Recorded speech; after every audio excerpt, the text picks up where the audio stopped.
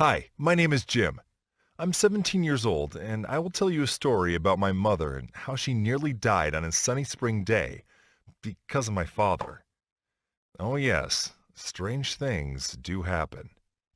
On that day, my mother received a message on Facebook about how her husband had checked into a motel room near the highway, and it seemed that he wasn't alone there.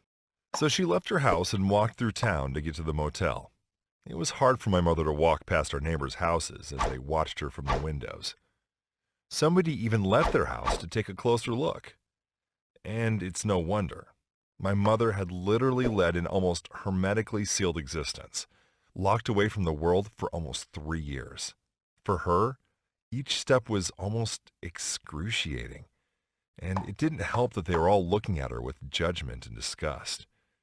Maybe it wasn't true, but this was probably the reason why her heart was beating faster at that moment, which eventually resulted in her heart attack near the motel. Oh, one last thing I haven't shared. My mother weighed more than 500 pounds. A long time ago, our family life was perfectly normal. I wouldn't necessarily say that we were particularly happy, but everything was normal. My mother, father, and my three younger brothers and sisters lived together in a small house on the outskirts of a little Texas town. The only person who earned money in our family was our father. My mother was a housewife and never worked, and honestly, we could hardly make ends meet with our father's salary. He didn't have a profession that was in high demand, and the unemployment rate in our town was high. So our family was pretty poor. But still, I don't remember that I was really in need of anything in my childhood. It wasn't until the age of 12 that I understood what real poverty meant.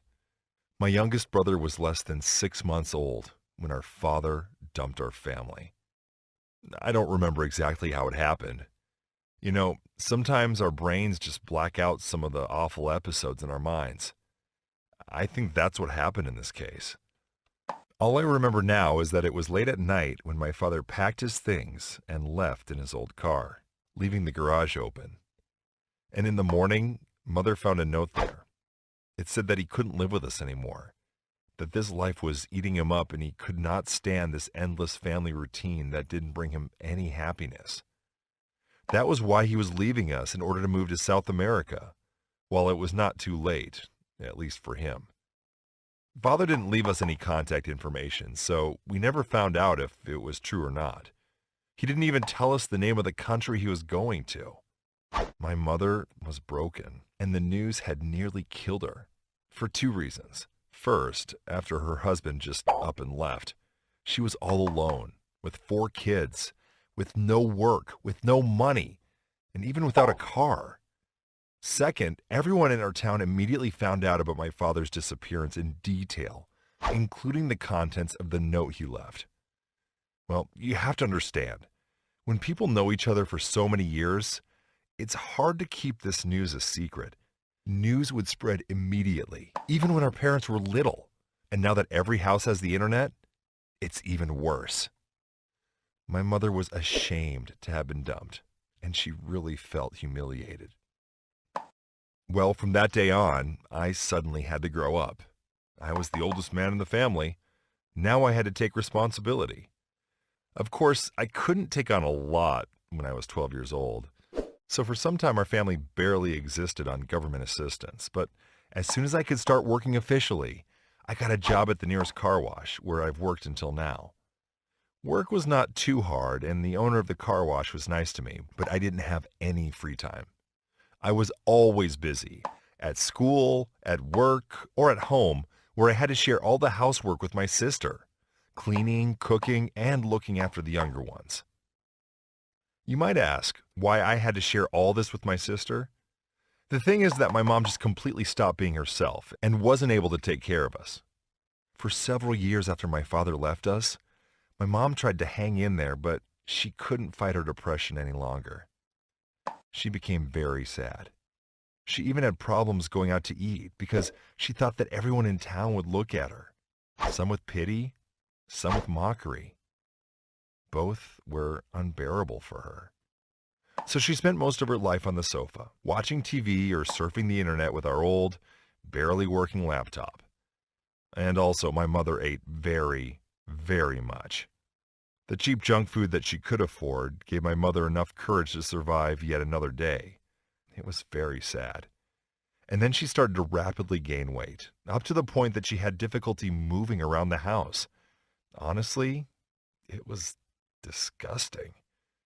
I was glad that she didn't leave home anymore so nobody would see her like this. So when my mother received a message from her neighbor who saw my father near a motel with a girl, she couldn't just ignore it. It was beyond her control. If she still wanted anything in this world, it was to look into the eyes of the man who ruined her life. So she still left the house. It was only then that she realized how her neighbors perceived her and how much she had changed. Because of her depression, she didn't really have a firm grip on living in reality, and even her poor physical condition didn't help her realize how fat she had become. Now, she began to see it. Somehow she managed to walk to the motel. One of my friends worked there, so he called me and told me to come over ASAP. So I ran there as fast as I could, without even changing out of my work clothes, but I was still too late. She barely got through asking the person working at the motel about my father when she pressed her arm to her chest and fell to the ground. Thank God she lived until the ambulance came, but it still was a heart attack. It's been several months that my mother's been in the hospital. By the way, our neighbor was wrong. That was not our father at the motel. Just a man who barely resembled him, but, everything that happened turned out for the best. All that stress finally shook my mother, and she came out of the spell of depression she had been under. So now she's ready to be treated for obesity and the depression that caused it. And now she really wants to return to a normal life, so I'm hoping that everything will be fine. I hope you've never faced any of the problems that my family did, but maybe you need to share your stories too. Send them to the email address stated, and do not forget to take care of your mom.